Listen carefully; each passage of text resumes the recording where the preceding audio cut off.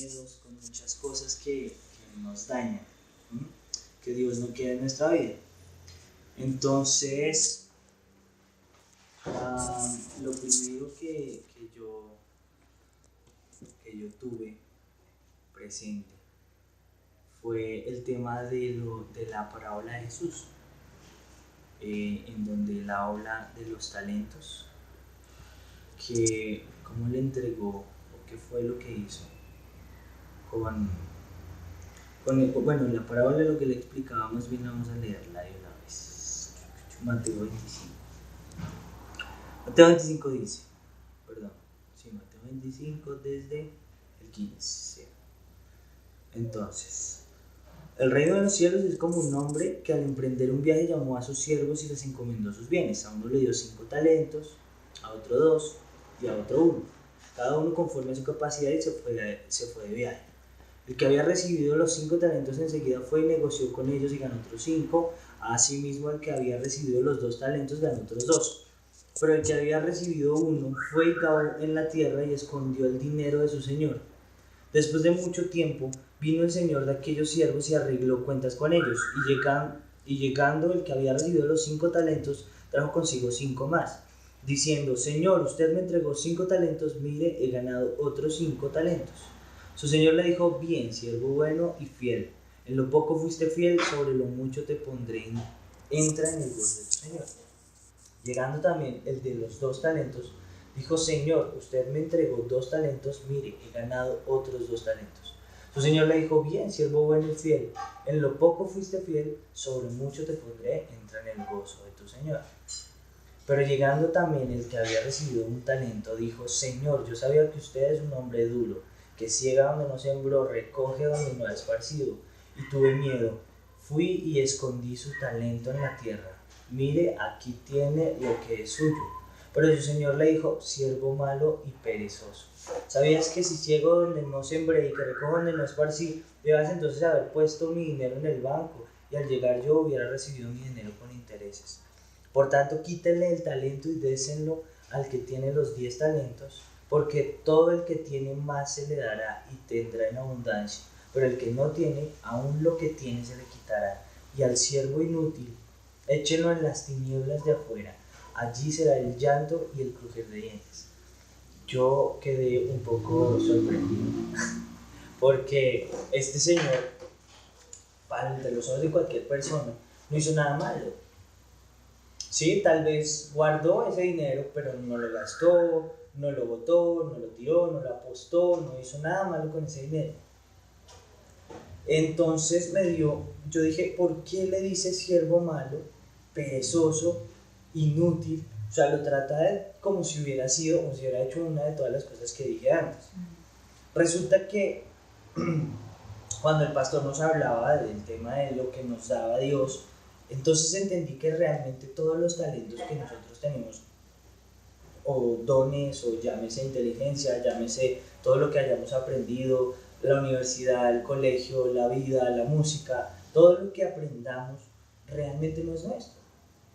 Eso fue lo primero que yo entendí.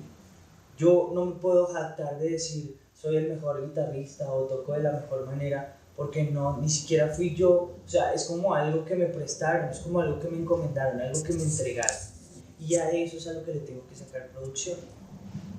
Es muy ilógico querer decir y apropiarnos de algo cuando por otro lado estamos diciendo todo es de Dios, ¿sí? Cuando decimos todo es de Dios, es todo, incluso lo que pensamos. Y esto es como un plano muy difícil de entender. Para mí ha sido difícil entender que ni siquiera lo que pienso es mío, ni siquiera lo que se me ocurre es mío. Las grandes empresas, grandes ideas, grandes productos, grandes cosas que se hayan dado en la vida no eran posibles si no fueran por Dios. Yo le decía a mi hermano, ¿qué te parece más lindo ver un árbol majestuoso, gigante, de esos enormes que hay en el Amazonas, o ver ese compensar que construyeron enfrente de mi casa? Yo le decía, ¿qué te gusta más? Él me decía, el árbol. Y yo, ¿tienes una explicación lógica para eso? Y me decía, no, pero ese compensar está lleno de luces, pero aún así me gusta más el árbol. Es porque, yo le decía, es porque la grandeza de Dios está ahí. Ahí no intervino el hombre casi que absolutamente nada, en muy poco tuvo que haber intervenido. pero en el compensar sí intervino el hombre. Y le dije, aún así, si te gusta el compensar no está mal, porque eso lo hizo el hombre de la mano de Dios. Si Dios no le da inteligencia, si Dios no le da comida, si Dios no da sustento, si Dios no da prosperidad, ¿cómo van a construir un edificio como estos? ¿Sí?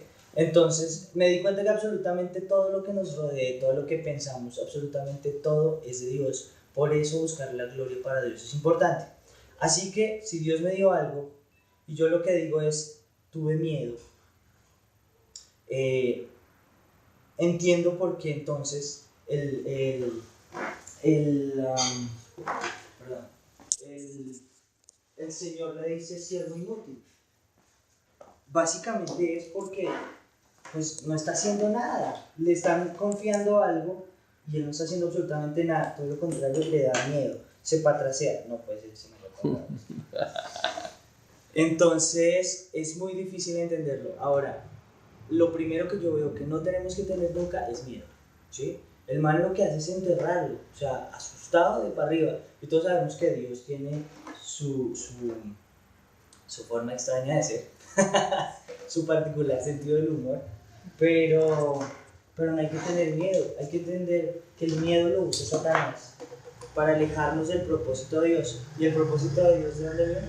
De lo que Dios nos ha dado, que ni siquiera es nuestro, es de Él. Entonces el miedo me hizo pensar, cuando yo estuve en mi encuentro, lo primero que que más se me atravesaba era un verso que era Josué 1:9, yo creo que muchos lo han escuchado hoy, se lo saben hasta de memoria, que es el tal, esfuérzate y sé valiente. Y esfuérzate y sé valiente, y palabritas, y en el cuaderno, y en todo lado tenía ese Josué 1:9, yo, pero ¿qué quieres decir con eso? Cumpleaños de mi esposa, yo le canté una canción, y la misma canción dice Josué 1:9. Entonces, yo no entendía que era esfuérzate y sé valiente.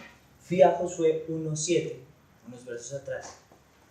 Y resulta que, bueno, incluso mucho más atrás, hay una promesa de Dios hacia Josué, donde dice que todo lo que toque la planta de tus pies, toda la planta de tus manos, hasta donde mires, no sé qué. Bueno, es una promesa enorme, ¿sí? Todo será tuyo. Pero en Josué 1:7 dice, solamente una cosa te pido, una sola cosa, y era esfuérzate y sé valiente. Si Dios pide solo una cosa, es porque esto es demasiado importante. Si tú tienes miedo, no vas a tener fe, no vas a lograr, no te vas a arriesgar, no vas a hacer absolutamente nada en tu vida. Yo creo que si no vencemos nuestro miedo a pararnos ante muchas personas, a salir, a cantar en tu iglesia, en la mía, si se puede, lo podríamos hacer. Nuestra limitación está aquí. Hay una cosa que me parece muy interesante y es que, bueno, no sé, yo he leído los evangelios varias veces, pero en todos los evangelios hay una característica común cuando Jesús hace un milagro. Y es que, por ejemplo, Jesús le dice le dice, coge el parapléjico o al ciego o al que tiene lepra o al que tiene llagas y le lo toca y le dice, bueno, ahora estás sano, ve, levántate y anda. Pero él lo podría cogerlo de la mano y ayudarlo y decir, no, Dios, Jesús lo alzó y lo llevó hasta la entrada y lo sacó y ahí ya le dijo que ahora no. Siempre le está diciendo que ya con lo que le dio, ahora sí se esfuerce. Correcto. Y del paso de fe. O sea, nunca la Biblia dice como, y Jesús entonces le dijo que ya, ahora sí, y poco a poco le abrió los ojos y se los sobó. Solo hay como una o dos sanidades de ciegos que son extrañamente diferentes, pero eso es así, igual. Casi siempre es como, no, de una. La persona tiene que hacer también un esfuerzo y también tiene que poner como su fe. Exacto. Fíjate la importancia de ninguna sanidad va. Y la importancia de no tener miedo. Ir ¿Qué fue lo que acompañada le de la dijo fe. Moisés a Dios cuando Dios le dijo, vas a hacer esto y lo otro y lo otro? Soy tartamudo, yo tengo miedo, yo no podría hacerlo, ¿sí? Ahora, va donde Jeremías y le dice, tú vas a hablar de mí. Y le dice, no, yo no puedo. Y le dice Dios, ¿por qué? Porque soy muy joven. O sea, imagínate que a ti Dios te esté diciendo que vas a hacer algo y tú le dices, no, no puedo. Es la primera limitante de todos. Lo que primero que dice Elías, Entonces, yo creo que eso lo hemos dicho mucho. se tira al desierto, se va al desierto Yo creo que eso lo hemos dicho. y empieza a llorar, allá acongojado, yo no soy capaz, yo no lo puedo hacer, y Dios le dice, cíñete, levántate, come, porque gran camino es lo que te resta. Eso es lo que le dice Dios a él, porque el miedo no nos puede vencer. Ahora, yo sé que decirlo es muy fácil, y hacerlo no es tan fácil, pero hay pequeñas cosas en las que tenemos miedo y no deberíamos. Como por ejemplo, el pararnos enfrente de muchas personas a predicar.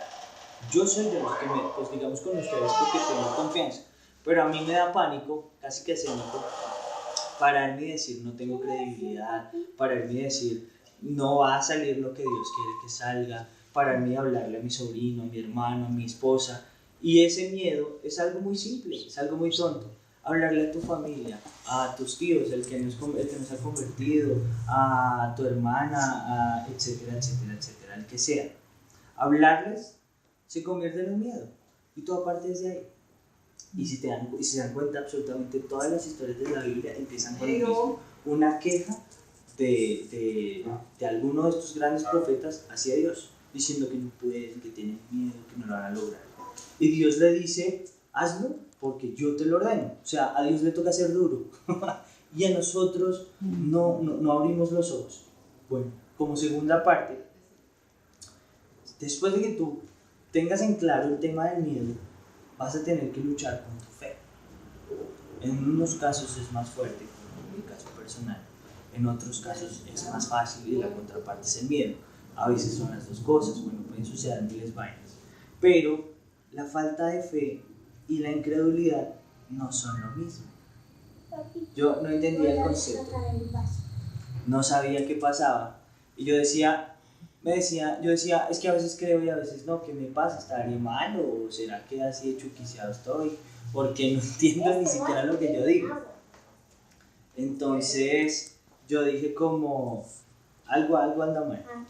Resulta que me encontré con un verso muy curioso y muy extraño. Y es que Jesús precisamente en una de estas va a ir a sanar a alguien. Creo que es al hijo de Jairo o algo así. Él le dice a todos que se vayan. Y dice, mentiras, están los discípulos y no han podido sacarle el demonio, es un demonio que tiene. Y dice como, Señor, ¿por qué no hemos podido? Y los mira y los vacía, le dice, no, estás harta de inútiles, pues, pero bueno, les dice inútiles, les dice como, ¿hasta cuándo voy a estar con esta gente, con estos incrédulos? ¿Cuándo tendré que soportar? Y dice, pero ¿cómo es posible todo el mundo como este man? ¿Qué le pasa si estábamos tratando de sacar manga de incrédulos? Toda esta gente tenía una fe increíble, y llega Dios y dice Jesús, así como una especie de transacción. Uno se da cuenta del mal lo que hace, pum, Padre, haz lo tuyo, se va el mal. Las sanidades son así, tú mismo lo dijiste. Entonces, yo decía, pero ¿por qué no pudieron los discípulos? Cuando uno ve más adelante, Dios le pregunta, ¿por qué no pudimos? Y ellos le dicen él le dice que la falta de fe, no sé qué, y dice, esta clase no solo sale con oración y ayuno. Y yo decía, pero Jesús no ayunó ese día, y Jesús tampoco oró ese día, o en ningún lado lo dice. Ahora, pudo que haya orado, pero ¿quién me dice que se ayunó? Es más, estaban en Pascua, ellos no ayunaban antes de la Pascua. Entonces yo decía, ¿qué pasó? Resulta que él no se refería a los demonios, no se refería cuando decía esta clase solo sale con ayuno y oración, no se refería a los demonios, se refería a los mismos discípulos. Él estaba diciendo, ustedes no van a cambiar si no tienen oración y ayuno, ustedes no van a cambiar si no rechazan su carne, si no dejan de creer que con sus manos lo van a hacer. Una cosa es tener fe y otra cosa es creer.